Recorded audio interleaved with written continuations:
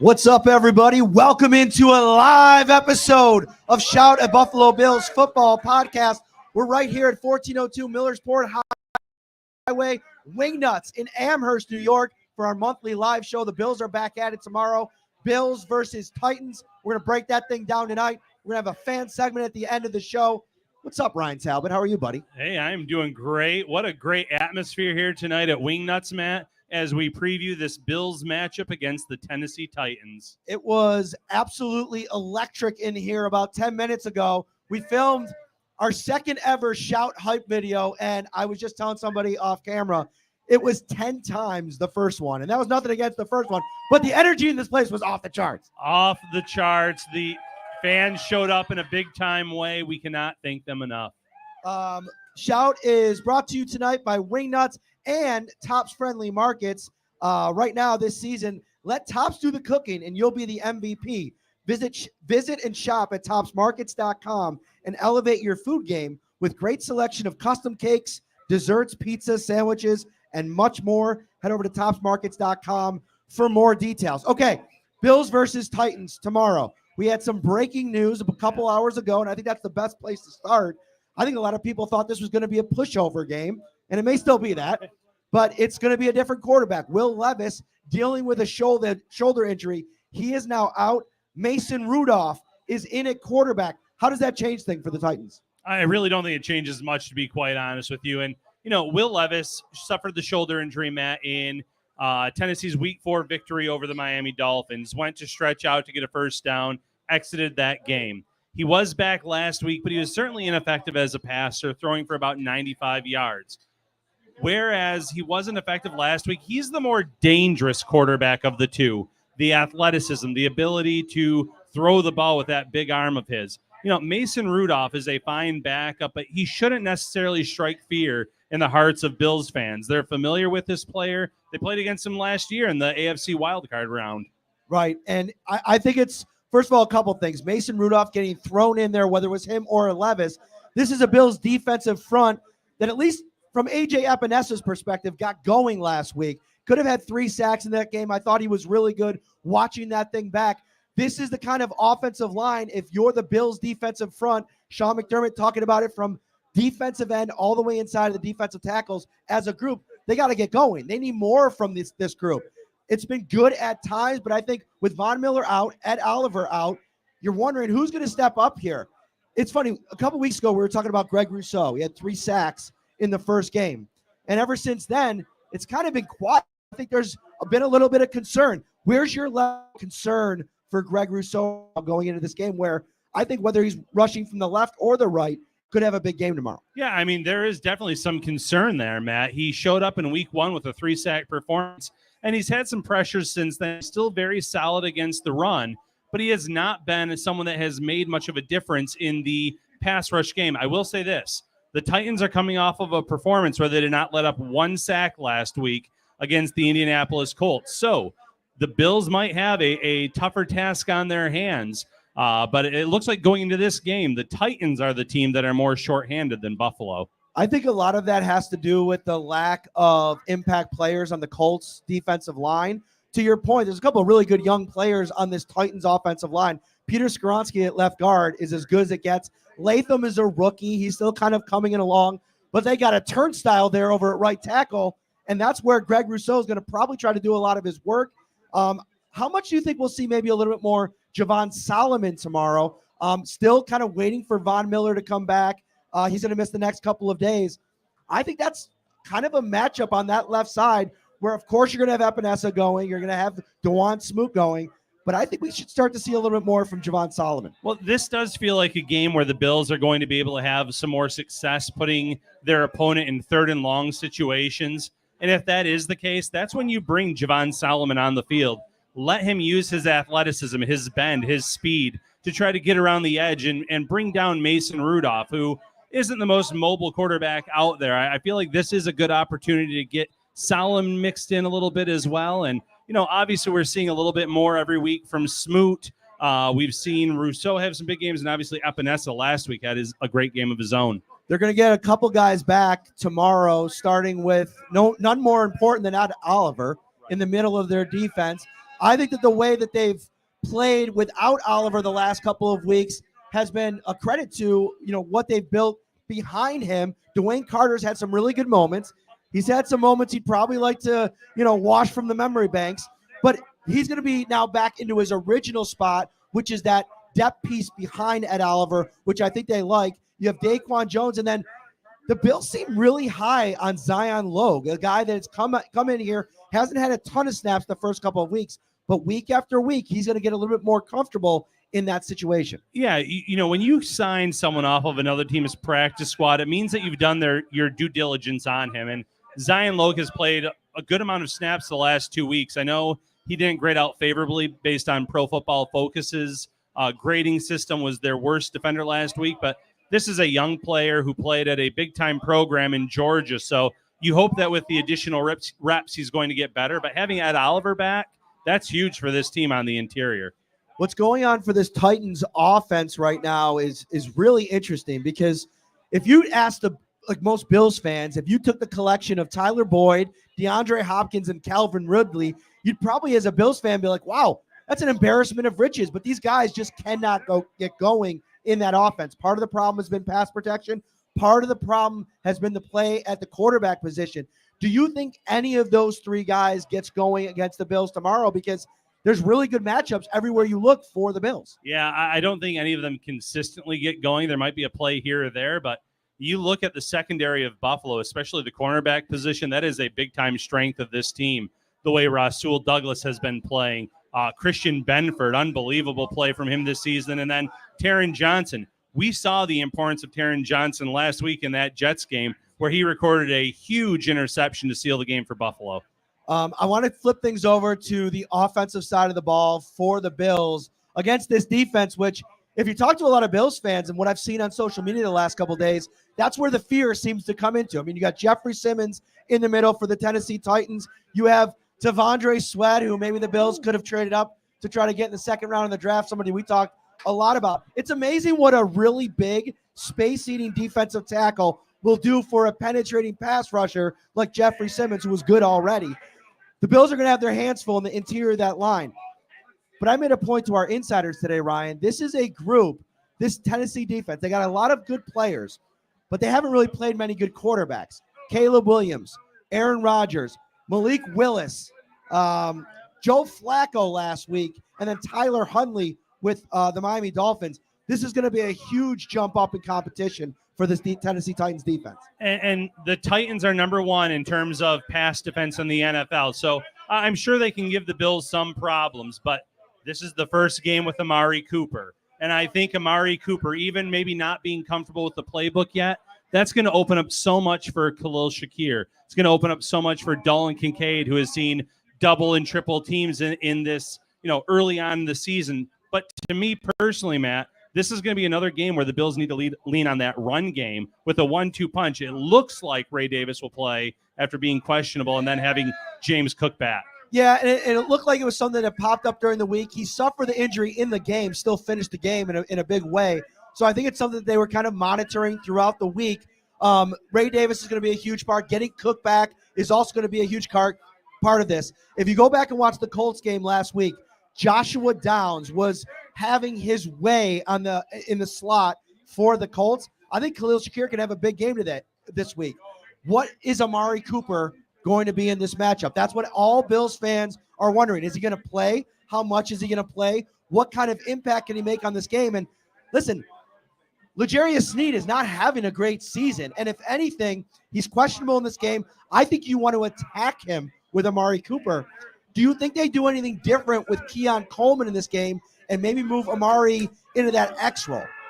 I would like to think that maybe you would at least try to get Keon Coleman some slot reps. But let's just say Amari Cooper is on the X position here starting out the game, and it is Sneed on him. That just makes the other matchups behind him that much more favorable for Buffalo, whether you're talking Keon Coleman, Curtis Samuel, who actually had some downfield plays for the Bills, obviously Khalil Shakir, who can play in the slot or on the outside, and then those tight ends. So even if he doesn't have a huge role in his first game here with the Bills, he can at least get a lot of the attention that Sneed might have given to someone else.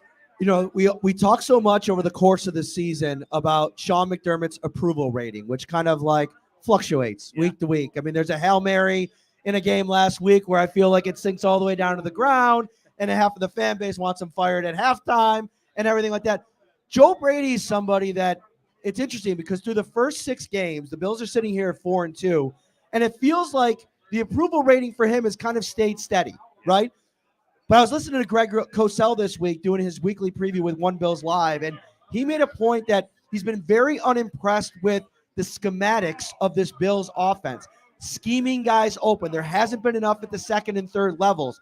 Can Cooper change all of that, or do you think that there's some mounting pressure on Joe Brady to be a little bit more effective at putting these guys in a position to make plays? And here's another point. How much do you think it has to do with Shakir kind of being out of the mix for a couple of weeks, getting him back close to 100%? Could that maybe unlock this offense a little bit? Yeah, so I don't think Amari Cooper fixes all that has been ailing this offense schematically, but it certainly helps, especially when they're going against man defense. This is someone that does great against man, outstanding route runner, can win in a variety of ways off the line. So he helps in that area. But you're right, Khalil Shakir has not been at 100%.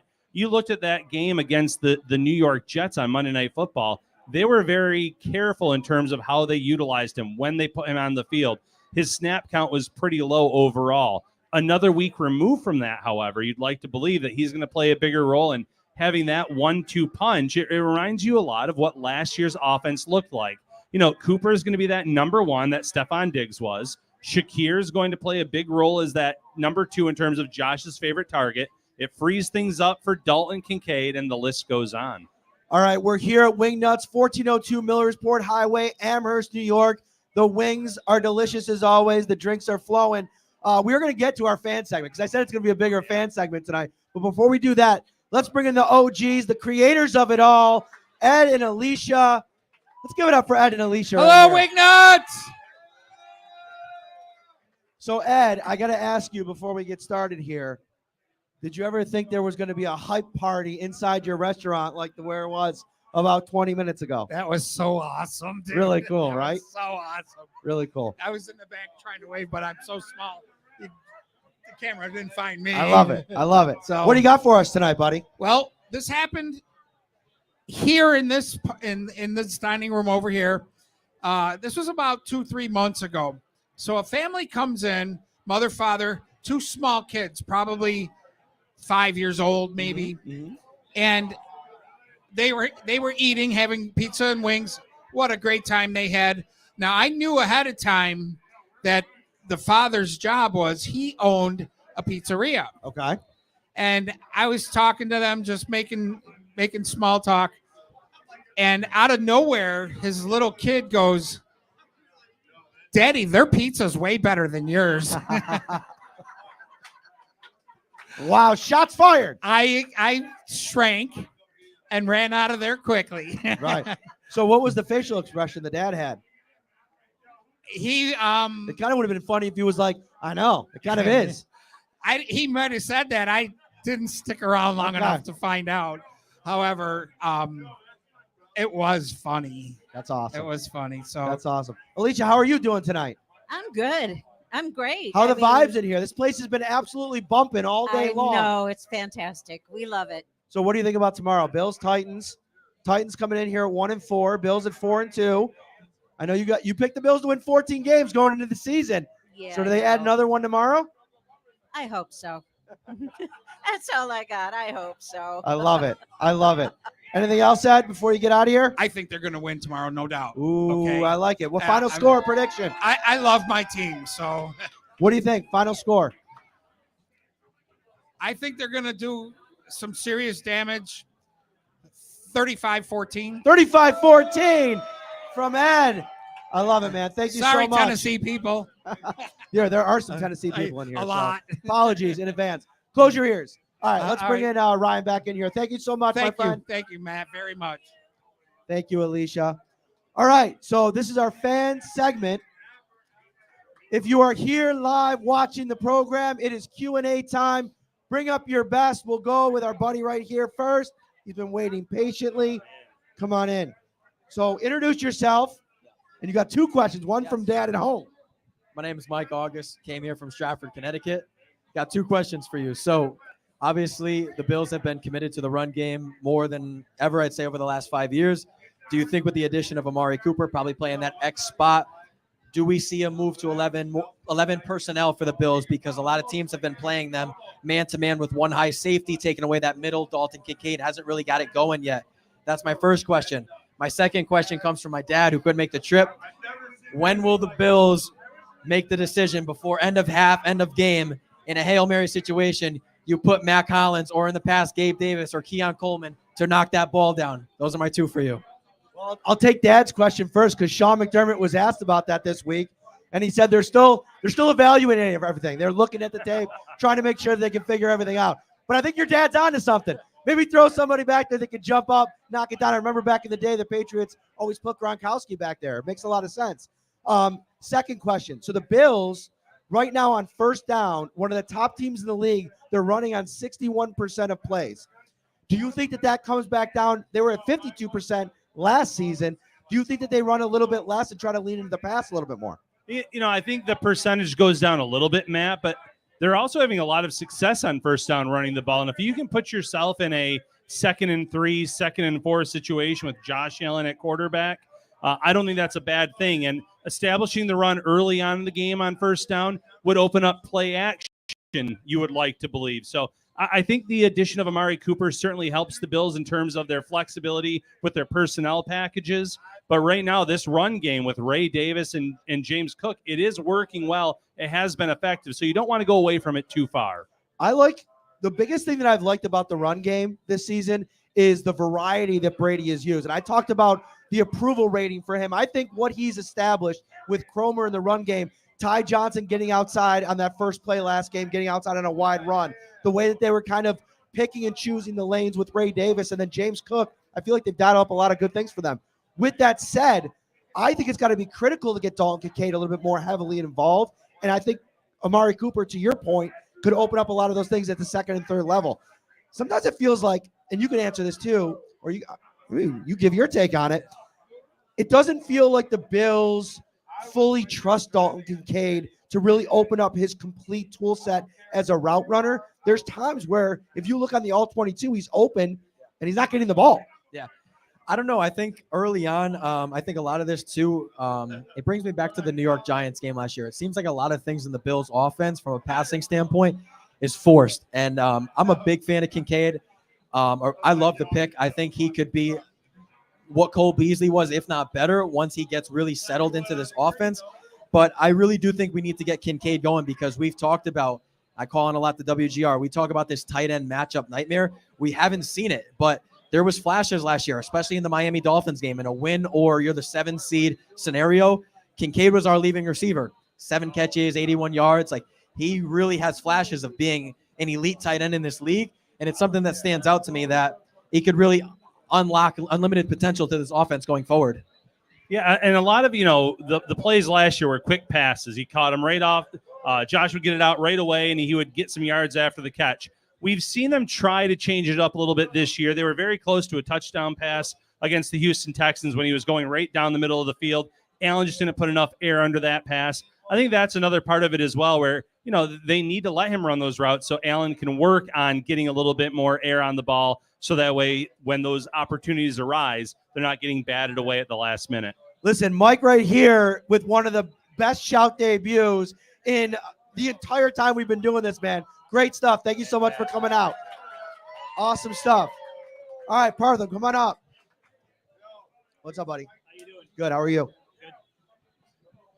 So, Mason Rudolph, huh, gentlemen? I'm a little disappointed. We're not going to get any kind of meme-worthy material from Will Levis. I was expecting him to have like a pass deflected back to himself, catch it, get turned around, and run into the opposite end zone. Like, what was that guy in the 70s from the Vikings? Anyway, I'm looking at Mason Rudolph's stats from last year.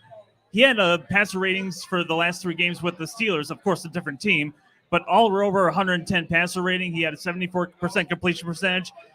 Will Levis didn't even have like a 190 passer rating game this year thus far. And we all know how he tends to let loose in games in good and bad ways. So obviously Mason Rudolph is not any kind of something to be afraid of. He's not elite level, but he's not lower tier. I'd say he's more mid. And we faced him last year, and he was 22 of 39, had a couple of touchdowns, maybe a pick. Got the Steelers to within a score late in the game, but we pulled ahead and finished that off. But is your perspective on this game changing at all because of Mason Rudolph? You talked about him earlier, but earlier I was expecting the Titans to just shoot themselves in the foot. Now with the offense having to integrate Amari Cooper, trying to get Khalil Shakir back in the mix. Now that feeling in the back of my head is saying, could this be one of those trap games? I wouldn't say this is a trap game. I look at Mason Rudolph as the better option of the two quarterbacks, but he's also more of just a game manager than anything else. And if the Bills can get out and score points against this team, make them one-dimensional, they're already without one of their two running backs in Tennessee. It's just going to be Tony Pollard kind of as their lead guy. If you can make them one-dimensional, that's just going to make life that much more difficult for Mason Rudolph. So I'm not, I don't think that this change at quarterback due to injury really changes much in the final score. I almost think Will Levis was playing so protective of making mistakes. Like they were protecting him. He was trying to protect against making mistakes. That in a lot of ways, you now put Rudolph in there who has much more experience. I think he's willing to take more chances, which I think is a good thing for the Bills defense to try to, get a couple turnovers in this game. And that to me is the key. The only way that the Titans stayed in that game last week against the Colts is that Flacco threw an absolutely brutal interception that put the Titans in perfect scoring range. This week, I think if the Bills take care of the ball, which they have done all season, force Rudolph and company into long fields, that's where they're going to struggle. One more thing. By the way, you could catch me every Tuesday night on the Pay the Bills podcast for Trainwreck Sports. This train never stops. But my colleague on there, another Mike by the name of Mike Bunt Takes, he also has a show, I believe. This past show got a little, shall we say, defensive of people criticizing Sean McDermott's late game strategies, end of half strategies, and game management skills. In particular, having Gruden Epinesa on the sidelines. People were criticizing that, and he was saying, no, that's actually a good way to defend it. I would say I'd rather have more secondary guys if you're going to defend the sidelines against field goals. And as I understand it, that was the original call for Aaron Rodgers, and he had the second call was his signature Hail Mary, which turned out good for them. But I'm curious as to what your perspective is on Sean McDermott's end of half situations and game management skills overall as a coach for the last few years. Obviously, that conversation got rolling with 13 seconds, and I recall at least 2 or 3 games this last year where it seemed to spawn certain articles that caught a lot of fire. But what is your perspective overall on Sean McDermott's game management and especially end of half management skills? For me, the biggest issue I had with Sean McDermott right before halftime in that matchup was just rushing 2 players on that play. The last thing you can do is give Aaron Rodgers all day to throw the ball. And McDermott said something about worried about the sidelines, worried about setting up a field goal. The way the wind was blowing in that matchup, I would have welcomed the sideline pass, rushed 4, forced Rodgers to get the ball out quickly, and then with no timeouts, it's either a sideline pass that sets up a field goal or it's an incomplete pass, and then we get to halftime. The way that the Bills played that was very poorly in the game, and I get there were 6 defensive backs in the end zone that simply could have gotten their hand on the ball, but by only rushing 2, Sean McDermott gave the Jets a great opportunity to make a play. He talks so much about situational football, and for me, my biggest complaint about Sean McDermott is in times like that, he doesn't have his guys ready to react in those moments. Like down there at the goal line, you have 3 defenders in the area. One of those guys, I don't care what the call was. I don't care what was sent out. It's football. Like you got to knock that ball down. You have to sell out to either knock the ball down or commit pass interference, live to fight another day. And I think oftentimes with Sean, he spends so much time. He's got all of these extra pieces in his coaching staff. John Perry's in for 4th down or for reviews. You have his assistant on the sideline that's helping him work through game day decisions. You have all this going on. Sometimes it's just football. Like teach your guys what to do in the important moments, and I think you'll be better off. But I just think also we've had so much runway with Sean McDermott now that the people that like him, they kind of like puff their chest out and they'll defend him. The people that don't, and then there's they'll do the same thing. And then there's that little room in the middle of people that, are kind of like, just leave me out of this, But anyway, Michael, great job, man. Thank you so much for coming on. All right. Eric, you're up next, man. What's up? Oh, we're going to tag team it. Wow. All right. So what's up? We'll give you guys the mics and we'll just take off. No, we can't have that. What's up? What's up? My name's Eric Tanesh.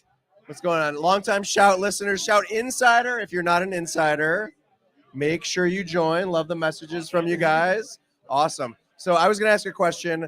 I'm a big Brandon Bean stan. There's so many great young players that could be up for signing. I wanted to ask your opinions between, we got Rousseau, we got Shakir, Benford, Bernard. If you were Bean, who would you re-sign next? This is a good one. Mine ready. So if you would have asked me this in August, my first answer would have been Greg Rousseau. But I think I pivoted a little bit to Christian Benford because I think the longer you wait on Benford, the more expensive he's going to become. And I wouldn't be surprised if very soon after the season ends or somewhere around the draft that they work out a way to extend him long term. He's somebody that you want to be a part of your program for a long time. Shakir's somebody I probably wait on just because he's one of those ones that you might send out. Like he reminds me of Matt Milano. Remember when everybody was like, they got to sign him to a long-term deal. They got to. And then he hit right before free agency, kind of found out what his worth was going to be and was like, you know what? I'll take a little bit less to sign back in Buffalo. I think Shakir could be that kind of guy.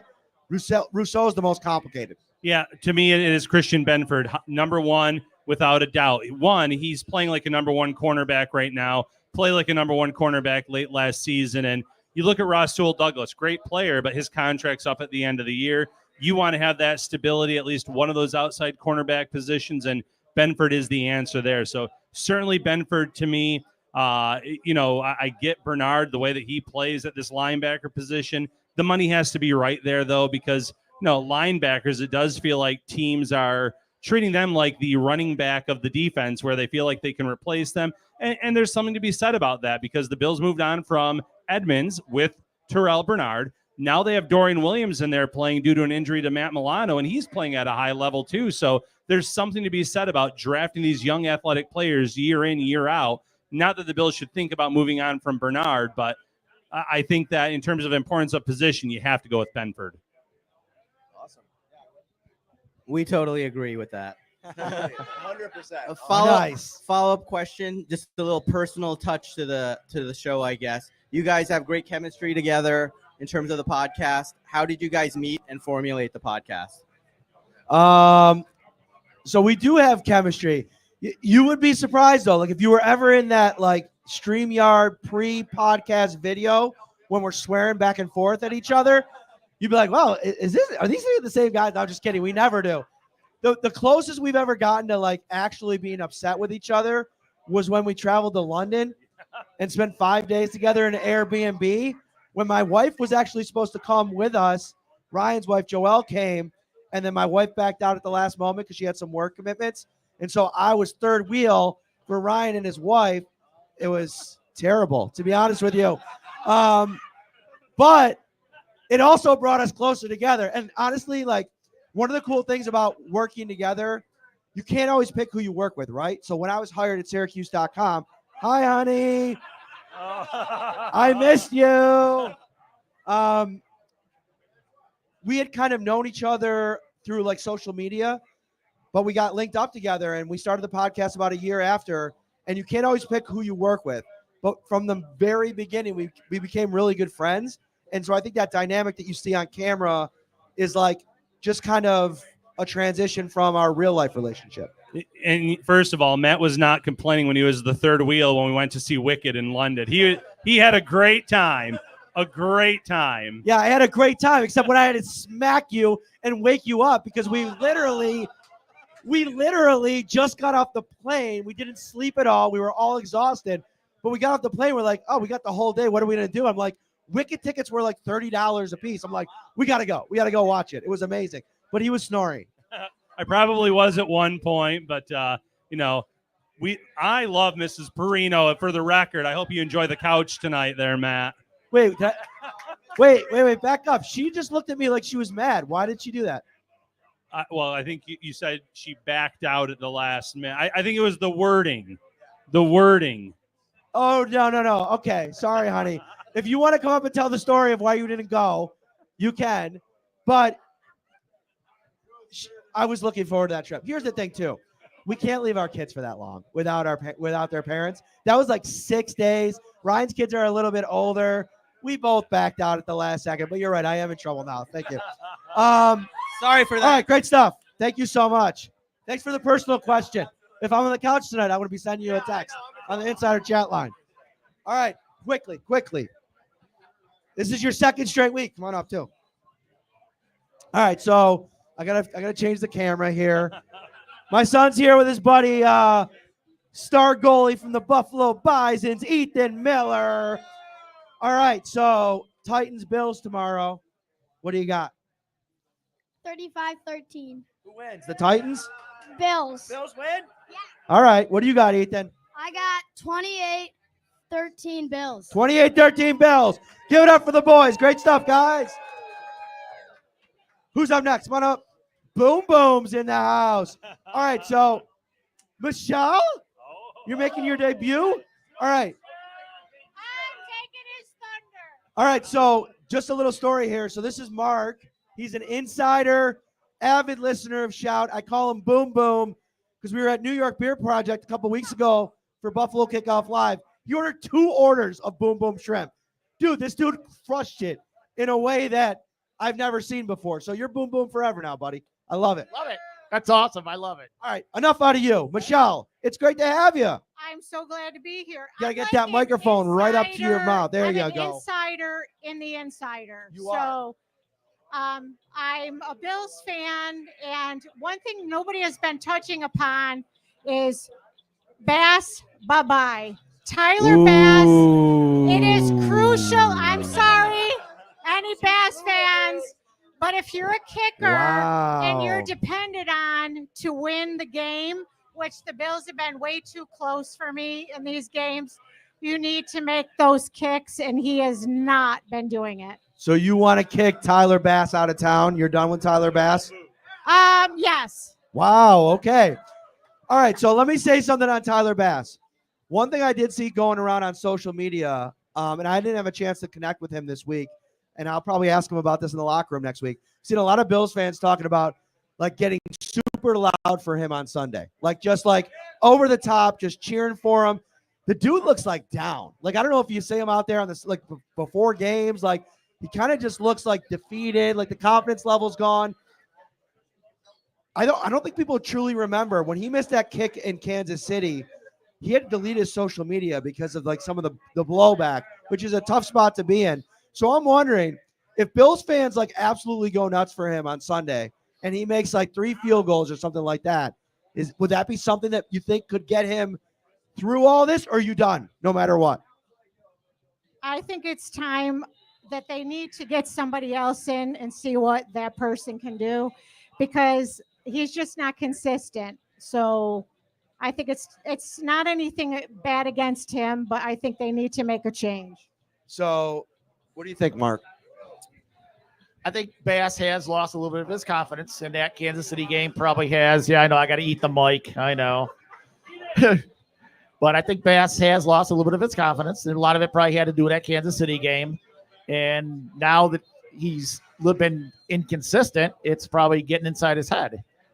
Maybe tomorrow, if everybody just stands up and shouts as loud as they can for him, maybe it'll boost his confidence. I mean, if he makes, say he has to kick, 3 field goals, he makes 3 for 3, that might be the confidence level that he needs. So the Bills signed Lucas Havrasik to their practice squad this week. Tyler Bass is still going to be the kicker on Sunday. Ryan, if he misses a couple field goals this week or a couple kicks, is it over? Do you think Monday morning they cut him and they just go with the next guy? It's really tough, Matt, because you look at who they signed. He had some accuracy issues of his own. They're bringing in, according to Draft Diamonds, Braden Narvson on Monday for a workout. He's someone that was with the Green Bay Packers, but he missed, I believe it was 5 of his first 17 field goals with the Packers before he was let go. So a lot of these guys that are available now, the problem is the lack of accuracy. So are you really replacing him with someone that's better? I get the need for a new kicker. The financials complicated a little bit, but more so than anything else, it's the lack of options out there at this time. Awesome stuff, guys. Great debut. And I got one thing. Who do you guys think before the November 5th deadline? Who do you think Brandon Beane's going to take a shot at before the deadline? And I really think that Rasul Douglas has been foaming at the mouth for a pick 6, and I think he gets it tomorrow. And I'm still sticking with my 14-3 prediction for the season. And everybody, yes, become a Shout Insider. You won't be sorry.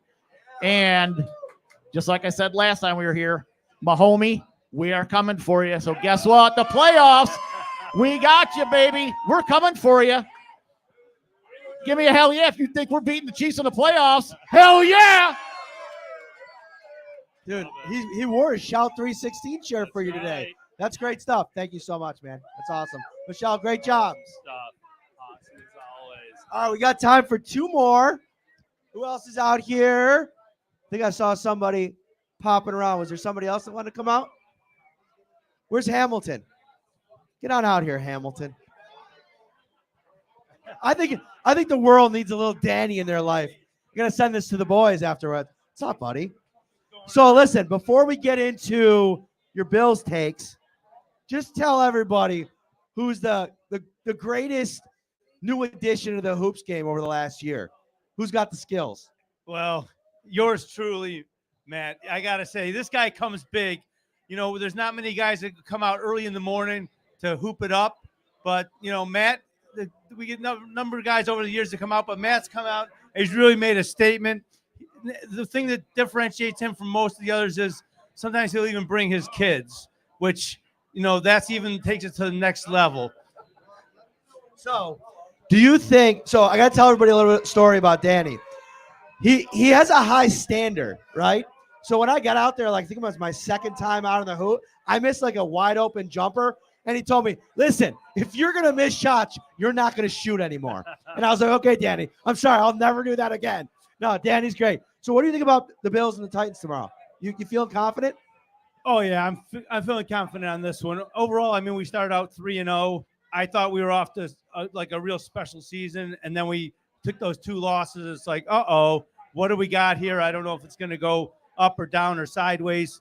But obviously, this is a game that I think is easy to get through. And, you know, every game, any given Sunday, someone can win. So you got to watch the game, but this is one we should win. Coming up, buddy. I appreciate you, man. Later. Give it up for Danny. All right, Ryan, we got to get into our predictions here. Yeah. It is time. Why don't you start us off? Yeah, I have the Bills winning this one in a lopsided fashion. Actually, pretty close to Lucas's score prediction. Bills 38, Titans 13. Why? I just don't see that the Titans are going to be able to move the ball successfully against this Bills defense. I know that they have been really good against the pass, that being the Titans this season, but the Bills can hurt you on the ground and through the air. A few turnovers from Mason Rudolph, and the Bills pull away from this one. I got 34-13 Bills. My biggest thing in this game is, like, you got a Bills team that just can't come out lethargic in any way. I think this is a team that you come out aggressive offensively. If they win the coin toss tomorrow, if I'm Sean McDermott, I'm taking the ball. I'm trying to go down, score a touchdown. Tennessee's not great on their first possession. Most defenses are. Try to catch them off guard and then let your defense play from in front, which I think is a huge thing in this game. I think that place is going to be rocking tomorrow. I think it's going to be a fun time. Wingnutz was rocking tonight. We'll be back next month. I don't have the date on that yet, but stay tuned for that. For Ryan, I'm Matt. See you next time. Take care, everybody.